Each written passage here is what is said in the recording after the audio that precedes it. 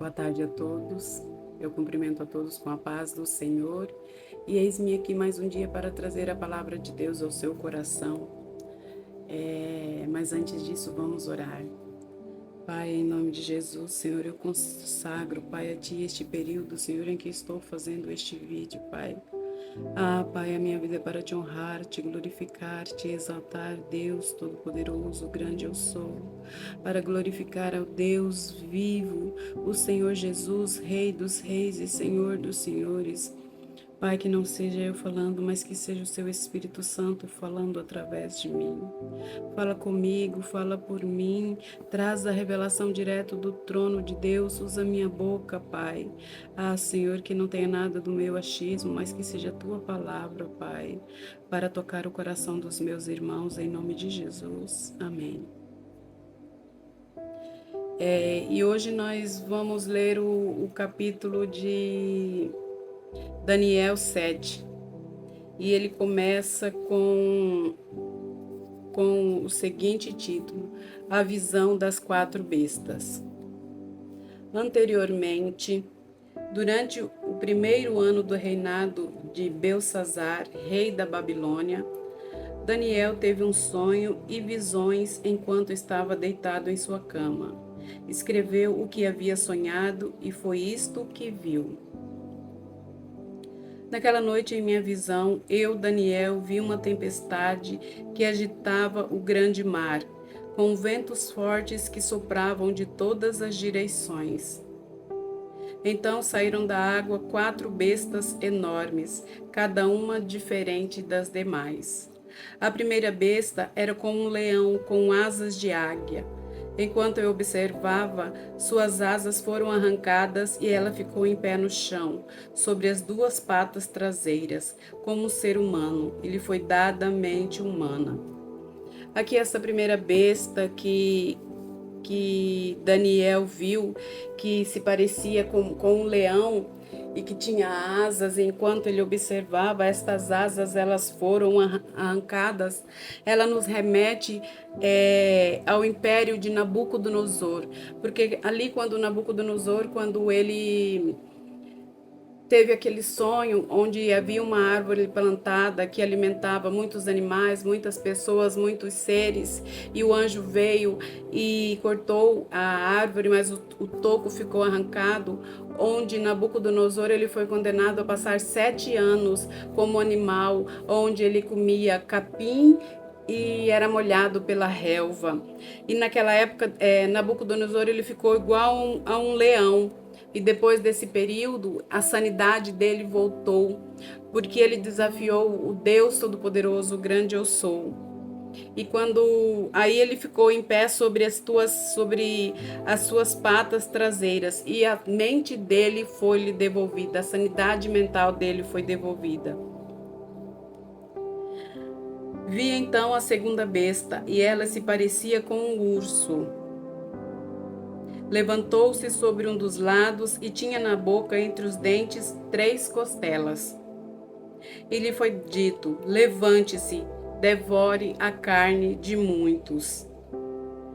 E essa segunda besta aqui, que se parecia com um urso, onde lhe foi lhe dado ordem para que ela se levantasse e devorasse ali a carne de muitos, ela nos remete ao Império Medo-Persa, que ali na época de quando Belsazar foi morto e Dário, o Medo, ele assumiu a Babilônia, ela nos remete a isso, fala do Império Medo-Persa, onde eles conquistaram a Babilônia de forma muito rápida.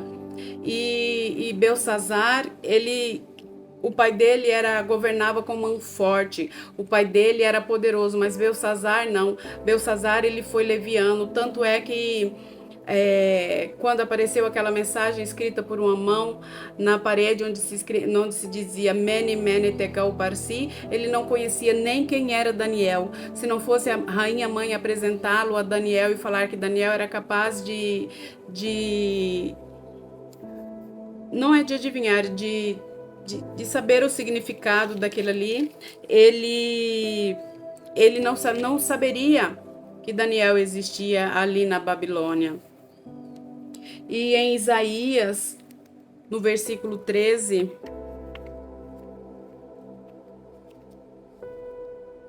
em Isaías 13, do capítulo 17, a partir do capítulo 17, vem nos dizer assim: Vejam, instigarei o reino da Média contra a Babilônia.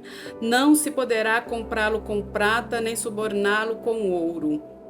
Matarão os jovens com flechas, não terão misericórdia dos bebês indefesos, nem compaixão das crianças. A Babilônia, o mais glorioso dos reinos, o esplendor e orgulho dos caldeus, será devastada como Sodoma e Gomorra, quando Deus as destruiu. A Babilônia jamais voltará a ser habitada, permanecerá vazia geração após geração. Nômades não acamparão ali, pastores não levarão suas ovelhas para passar a noite, animais do deserto habitarão na cidade arruinada. Criaturas uivantes rondarão as casas, corujas viverão entre as ruínas, bode selvagem ali saltarão. Hienas uivarão nas fortalezas, chacais farão tocas nos palácios luxuosos. Os palácios a que tanto Nabucodonosor se orgulhava. Os dias da Babilônia estão contados, logo chegará a hora da sua destruição. Aqui em Isaías, a palavra do Senhor veio a Isaías falando qual seria o fim da Babilônia após levar o povo de Deus, após destruir o povo santo do Senhor e levá-los exilados até a Babilônia. Alguns, como Daniel, Sadraque, Mesaque e Abednego, eles ficaram ali na corte servindo ao rei, porque eles eram bonitos, de boas feições e eles eram bem instruídos. E as outras pessoas, o que foram feitos? Eram escravos, muitos foram mortos. E o rei, o reinado medo-persa ali, eles pegaram o império medo-persa, pegou e conquistou a Babilônia. Em seguida surgiu a terceira besta, que se parecia com um leopardo. Tinha 4 asas, que se parecia com um leopardo. Tinha 4 asas de ave nas costas e 4 cabeças, e lhe foi dada grande autoridade. Essa terceira besta é a Grécia, que conquistou ali o Império Medo-Persa.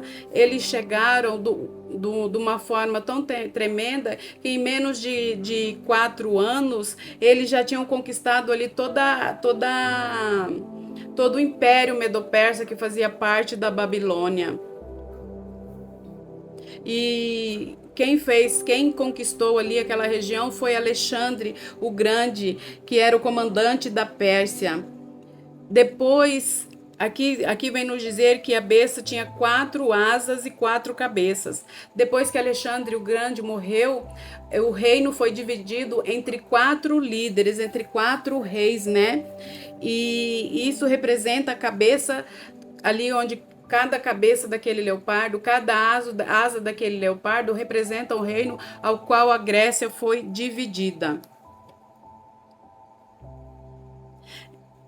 Então, em minha visão, naquela noite, vi uma 4ª besta, terrível, assustadora e muito forte. Devorará e despedaçará suas vítimas com grandes dentes de ferro e esmagará os restos debaixo dos seus pés. Era diferente das outras 3 e tinha 10 chifres. Enquanto eu olhava para os chifres, de repente apareceu no meio deles outro chifre pequeno.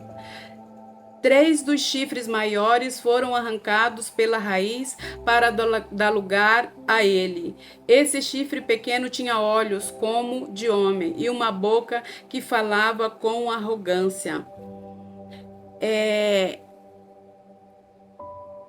Essa 4ª besta, eu vou falar mais sobre ela no final, mas ela representa o governo do anticristo.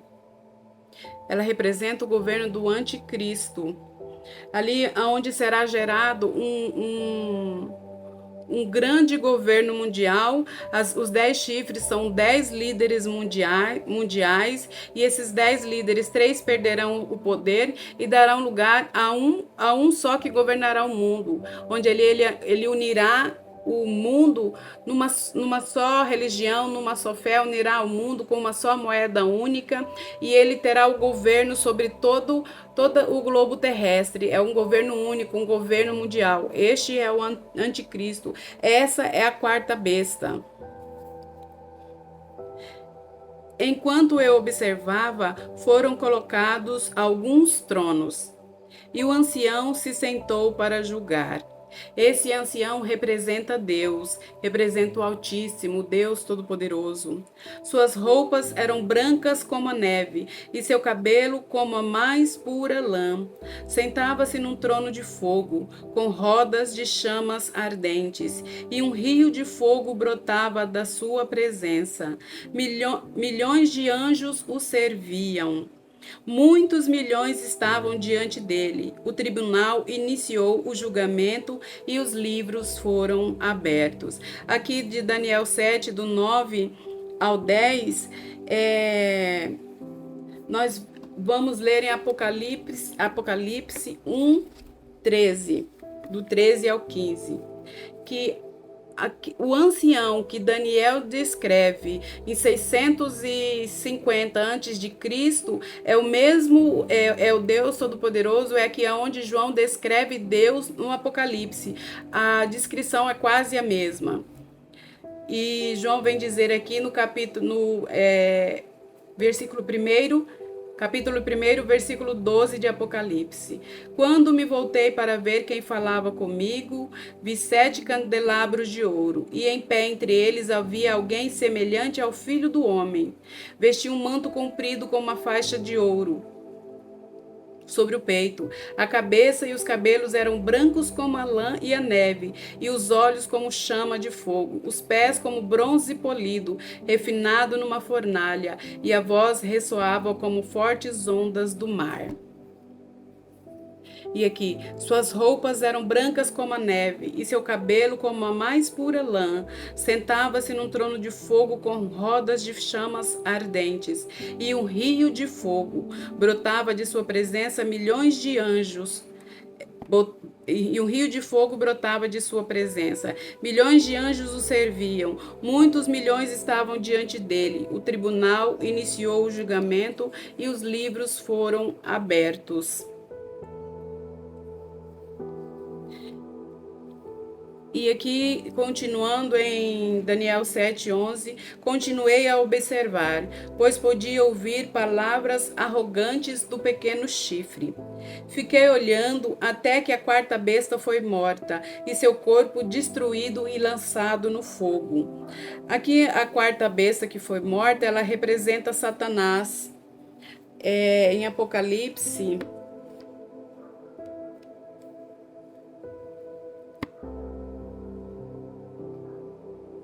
Aqui em Apocalipse 17:11, a besta que esteve viva, mas agora não está mais, é o 8º rei, e os outros 7 também caminham para a destruição.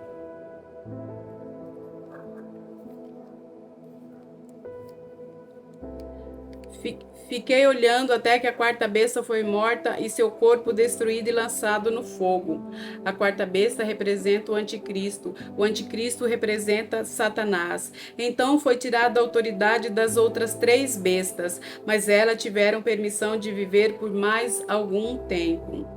Depois, em minha visão naquela noite, vi alguém semelhante a um filho de homem, vindo com as nuvens do céu. Ele se aproximou do ancião e foi conduzido à sua presença. Recebeu autoridade, honra e soberania para que povos de todas as raças, nações e línguas lhe obedecessem. Seu domínio é eterno, não terá fim. Seu reino jamais será destruído.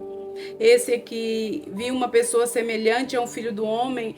Ele representa a figura de Jesus Cristo, onde após o sacrifício de Jesus foi dada toda a autoridade, ele recebeu toda a autoridade, toda a honra, toda a soberania, para que os povos de toda raça, nação, credo, toda língua obedecessem a ele, porque o domínio dele é eterno, o domínio dele vai de geração em geração.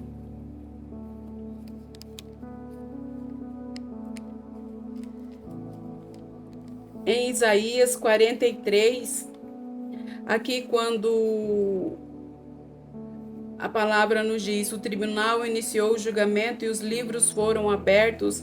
Esse ancião que se sentou para julgar vem nos dizer em Isaías 43, 13: desde a eternidade eu sou Deus. Não há quem possa livrar alguém de minha mão. Não há quem possa desfazer o que eu fiz. O Senhor é soberano, Ele é poderoso, Ele é glorioso. E a palavra nos diz que a porta que Deus abre, ninguém fecha. E a porta que Deus fecha, ninguém abre. Deus não dá a glória dele para ninguém, tanto é que quando Nabucodonosor tentou usurpar a glória de Deus, Deus tomou a sanidade dele e ele viveu como animal durante 7 anos. Então a glória de Deus é eterna, a glória de Deus é para sempre. Nabucodonosor reconheceu isso, Belsazar reconheceu isso. A visão é explicada a Daniel. Eu, Daniel, fiquei perturbado com tudo que tinha visto, e minhas visões me aterrorizaram. Por isso aproximei-me de um dos que estavam em pé junto ao trono e perguntei o que tudo aquilo significava. Ali, quando Daniel vê milhões de anjos que serviam o ancião, milhares que estavam diante dele, ele se aproximou de um dos anjos e perguntou o que estava acontecendo. Então ele lhe explicou: essas 4 grandes bestas representam 4 reinos que surgirão na terra. No final, porém, o reino será entregue ao povo santo do Altíssimo, e eles dominarão para todo o sempre. Após o grande dia do Senhor, onde Jesus vier com glória,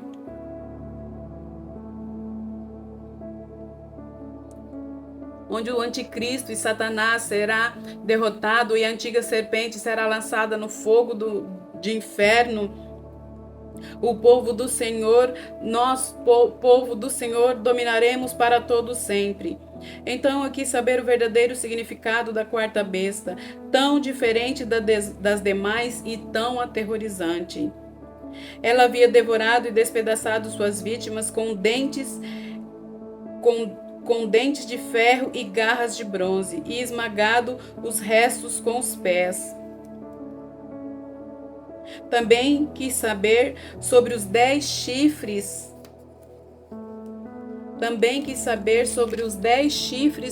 Da sua cabeça, e o pequeno chifre que surgiu depois e derrubou 3 dos outros chifres. Esse chifre parecia mais forte que os demais e tinha olhos humanos e uma boca que falava com arrogância. Enquanto eu observava, esse chifre guerreava contra o povo santo de Deus e os derrotava. Então o anticristo, quando ele vier, ele vai perseguir a igreja de Jesus, ele vai lutar contra todos aqueles que não o adorarem, não se reverenciarem a ele. Haverá grande morte do povo santo, haverá grande dor, grande lamento, mas mesmo assim, no final nós venceremos. Enquanto eu observava, esse chifre guerreava contra o povo santo de Deus e o derrotava, até que o ancião, o Altíssimo, veio e pronunciou a sentença em favor de seu povo santo. Então chegou o tempo de o povo santo tomar posse do reino. Depois ele me disse: a 4ª besta é o 4º reino que dominará a terra e será diferente de todos os outros. Devorará o mundo inteiro, pisoteará e esmagará tudo que estiver em seu caminho. Seus 10 chifres são 10 reis que governarão esse império. Então surgirá outro rei, diferente dos 10, que subjugará 3 reis. Ele desafiará o Altíssimo e oprimirá o povo santo do Altíssimo. Tentará mudar suas festas sagradas e suas leis, e eles serão colocados sob o controle dele por um tempo, tempos e meio tempo. Aqui, quando ele fala por um tempo, tempo e meio tempo, quer dizer, vamos supor, por 3 anos, por 7 anos, por 10 anos. Isso é uma suposição. Eu não sei qual é esse tempo. Contudo, o tribunal o julgará e todo o seu poder será tirado e completamente destruído. Então serão dados ao povo santo do Altíssimo a soberania, o poder e a grandeza de todos os reinos debaixo dos céus. O reino do Altíssimo permanecerá para sempre, e todos os governantes o servirão e lhe obedecerão. Assim terminou a visão. Eu, Daniel, fiquei aterrorizado por causa dos meus pensamentos, e meu rosto ficou pálido de medo, mas não contei essas coisas a ninguém. Em Apocalipse 17, o livro de Daniel ele linka com o livro de Apocalipse 17, do Apocalipse de João, onde muitas visões que Daniel teve, João também teve. Só que para Daniel aquilo ali era uma coisa que ele nem imaginava que poderia existir. E em Apocalipse 17, a partir do versículo 11, aqui é preciso pensar, a partir do versículo 9, vou ler novamente. Aqui é preciso pensar com sabedoria. As 7 cabeças da besta representam os 7 montes onde a mulher governa e também representam 7 reis. Quem é esta mulher? A Babilônia. 5 deles já caíram, o 6º está governando e o 7º não veio, mas seu reinado será breve. A besta que esteve viva, mas agora não está mais, é o 8º rei. É como os outros 7 e também caminha para a destruição. Essa parte aqui de Apocalipse 17, do 9 ao 11, as pessoas linkam com a profecia dos papas. Os grandes estudiosos. Os 10 chifres da besta são 10 reis que ainda não subiram ao poder. Serão nomeados para seus reinos por um breve período, para reinarem com a besta, para reinarem com o anticristo. E concordarão em entregar a ela seu poder e sua autoridade. Juntos guerrearão contra o cordeiro, mas o cordeiro os derrotará. Pois é Senhor dos senhores e Rei dos reis, e com ele estarão seus chamados, escolhidos e fiéis. O Cordeiro Santo aqui representa representa o Senhor Jesus. E em Apocalipse 18, também ela nos remete à profecia de Isaías, a partir do versículo 21. Então um anjo poderoso levantou uma pedra enorme, do tamanho de uma grande pedra de moinho, a lançou no mar e gritou assim: Babilônia, a grande cidade, será derrubada com violência e nunca mais será encontrada. Nunca mais se ouvirá em seu meio o som de harpas, cantores, flautas e trombetas. Nunca mais se achará em seu meio qualquer artífice em algum ofício. Nunca mais se ouvirá em seu meio o som do moinho, nunca mais brilhará em seu meio a luz da lâmpada, nunca mais se ouvirão em seu meio as vozes alegres de noivos e noivas. Pois seus comerciantes eram os poderosos do mundo, e suas feitiçarias enganavam nações. Em suas ruas corria o sangue de profetas e do povo santo, e o sangue dos que no mundo inteiro foram mortos. Eu vou ler novamente Isaías 13, para que vocês vejam. Isaías 13, 17. Vejam, instigarei o reino da Média contra a Babilônia. Não se poderá comprá-lo com prata, nem suborná-lo com ouro. Matarão os jovens com flechas. Não terão misericórdia dos bebês indefesos, nem compaixão das crianças. A Babilônia, o mais glorioso dos reinos, o esplendor e orgulho dos caldeus, será devastada como Sodoma e Gomorra quando Deus as destruiu. A Babilônia jamais voltará a ser habitada, permanecerá vazia geração após geração. Nômades nunca mais acamparão ali, pastores não levarão suas ovelhas para passar a noite. Então aqui em Isaías o Senhor já havia decretado a profecia contra a Babilônia, que ela seria destruída, que que ela seria destruída, que não haveria ali na Babilônia mais nenhuma vida. E quando Daniel teve esse sonho aqui, representava tudo isso, representava a queda da Babilônia que começou. Nabucodonosor foi fiel a Deus, mas Belsassar não. Então Dário o Grande conquistou a Babilônia. Depois de que Dário, que o reino Medo-Persa conquistou a Babilônia, veio a Grécia e conquistou o reino Medo-Persa. Depois que a Grécia conquistou o reino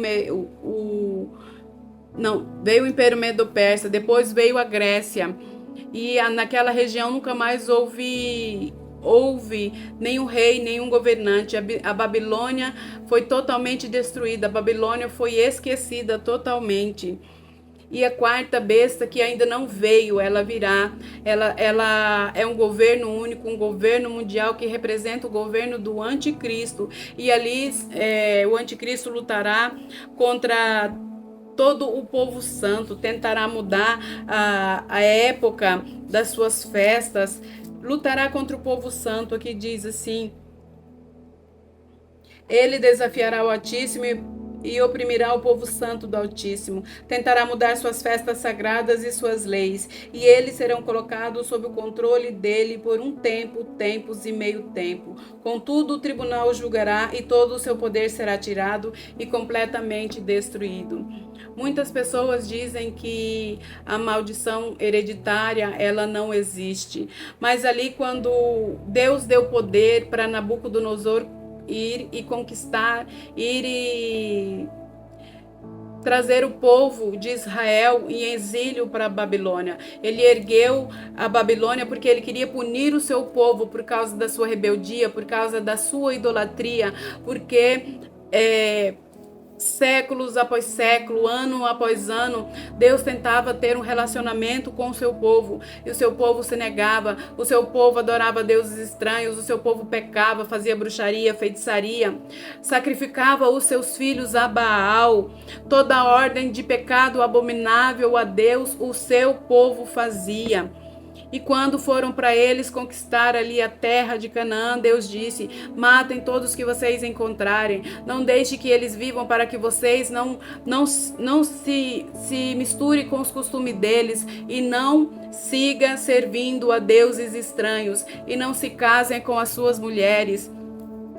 E houve um povo ali que enganou Josué e fez com que ele prometesse que aquele povo ficasse vivo. E dessa forma, a cultura daquele povo, onde eles adoravam diversos deuses de madeira, deuses de pedra, sem boca, sem olhos, que não falavam, que não ouviam, aquela cultura foi misturada com a cultura do povo de Deus. E assim eles atraíram a maldição de Deus, e assim eles atraíram a ira de Deus sobre ele. E essa maldição vem de geração em geração. Esse pecado vem de geração em geração. E quando eles foram exilados ali para a Babilônia, foi em decorrência desses pecados. Mas mesmo com a ira de Deus, basta que nós nos entreguemos a Deus com amor, basta que nós peçamos perdão, nos ajoelhamos e recorremos a Deus. Ele ouve as nossas orações, Ele nos responde. O Senhor é um Deus tardio em irar e pronto a perdoar. Meu irmão, abandone o seu pecado, abandone toda espécie de idolatria, toda obra má, tudo aquilo que desagrada a Deus, para que Deus não se ire com você. Porque Deus perdoa os nossos pecados. Jesus morreu ali naquela cruz, ele pagou um sacrifício de sangue, ele entregou a vida dele por nós. Basta somente que você o receba como único e suficiente Salvador. Fiquem todos com a paz do Senhor, em nome de Jesus. Amém.